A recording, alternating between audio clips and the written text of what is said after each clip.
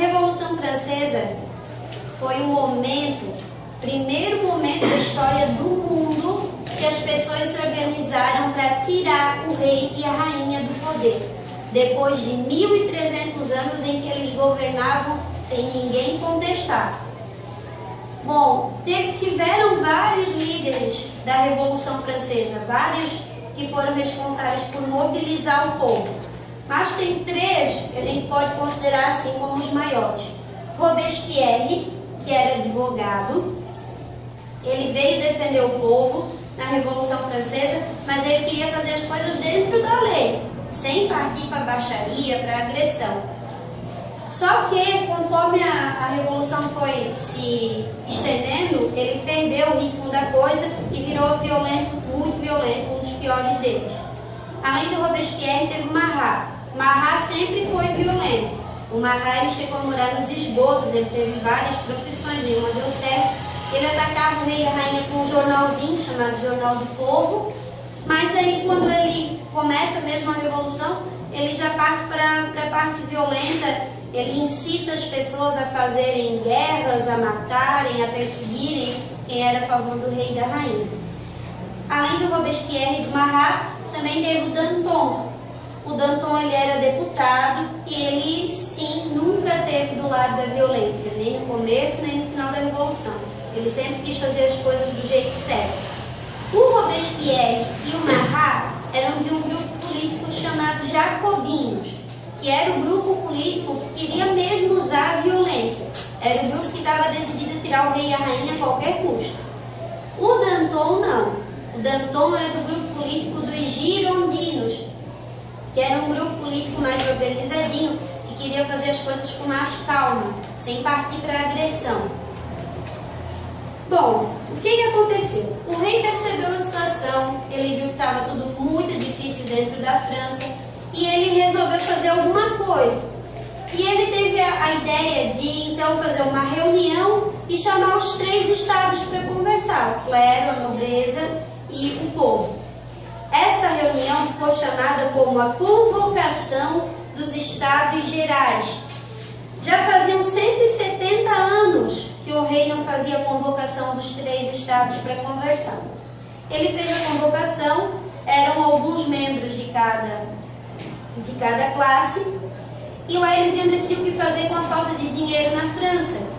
Mas chegando lá, o rei falou que o voto ele ia ser por estado. Se o voto ia ser por estado, é claro que os clérigos, os nobres iam se unir, iam votar juntos e botar tudo em cima do povo. O povo ia perder, era um voto contra 2.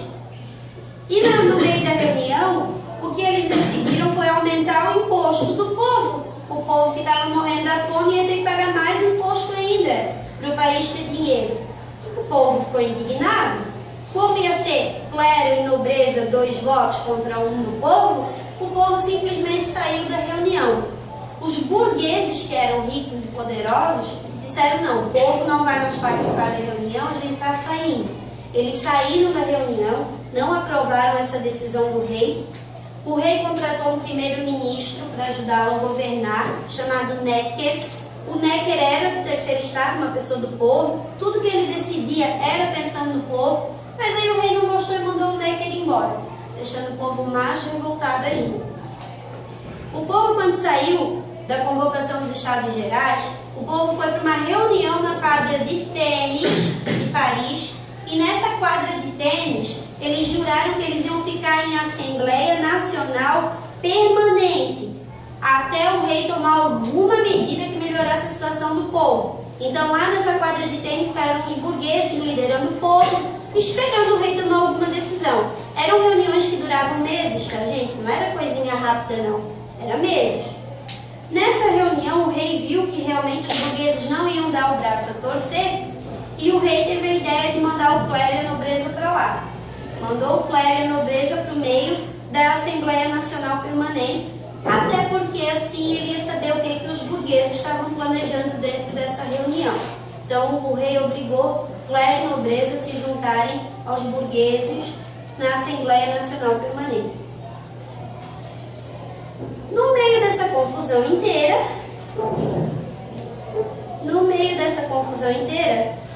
O povão mesmo, porque na reunião estavam mais os burgueses, o povão resolve fazer alguma coisa e cria a bandeira tricolor, a bandeira dos revolucionários que eram contra o rei e a rainha. Até hoje é a bandeira da França. Qual é a bandeira que eles criaram? O vermelho e o azul, que eram as cores de Paris, separadas pela cor branca, que era a cor da família do rei. Era como se eles dissessem que o rei estava separando Paris, estragando Paris.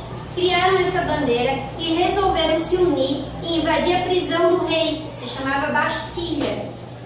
A invasão da Bastilha é o começo oficial da Revolução. Está aqui no xerox de vocês, foi no dia 14 de julho de 1789. Esse é o começo da Revolução Francesa. O povo invade a Bastilha, roubam as armas e a pólvora, se preparam já para a guerra, soltam os inimigos do rei que estavam presos lá. Na época eram só 7 pessoas, não era nada demais. E depois eles quebram a Bastilha inteira com as próprias mãos. Eles desmontam a muralha da Bastilha inteira. É como se eles dissessem para o rei, ó, aqui tu não mandas mais. Não tem mais essa coisa de que você tem uma prisão só para você, para quem fala mal de você. Você aqui não manda mais. Eles vão lá e quebram a Bastilha inteirinha, soltam os prisioneiros, roubam toda a arma e a pólvora e se preparam para uma guerra contra o rei.